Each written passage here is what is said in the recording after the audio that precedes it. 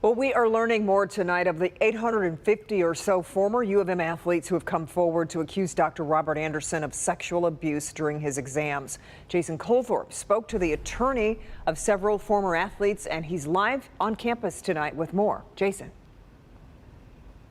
Kim, we're talking about basketball players here, and I'm told names that would be well known, and not just for their time here at U of M, but when they went on to play some in the NBA. And right now they're not coming forward publicly with their names, but through their attorney, they say several of them knew what was happening was wrong, but they felt they had no choice because they had to have a physical to play basketball.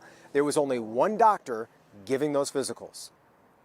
My clients predominantly, Jason, are basketball players, and a number of them highly recognizable names. Ven Johnson represents 21 men who say they endured the unnecessary invasive exams by Dr. Robert Anderson.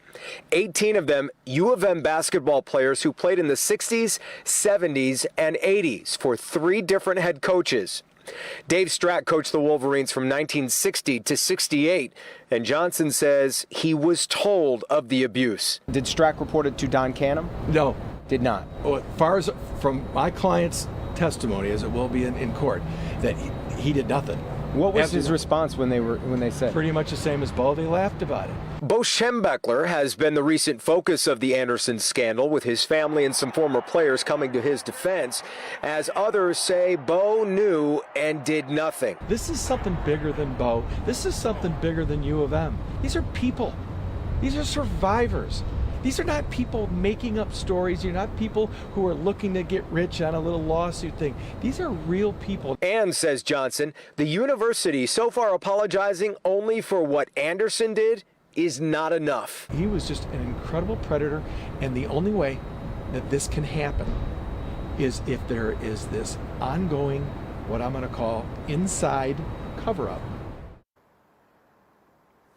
And just to shore up the timeline on all of this, Anderson began at the university in 1966. Don Canham became athletic director in 68, which was the same year that Dave Strack ended his head coaching career. And it's also, again, important to point out that these are allegations at this point, and everyone we've just talked about, including Don Canham, Dave Strack, Bo Schembechler, and Robert Anderson, cannot defend themselves because they have all died. Kim? Jason, I want to go back to the attorney. When he says inside cover-up, what does that mean? What is he basing that on? He's taking that from the Wilmer Hale report, which, as we've reported, was commissioned by the university to look into all of this.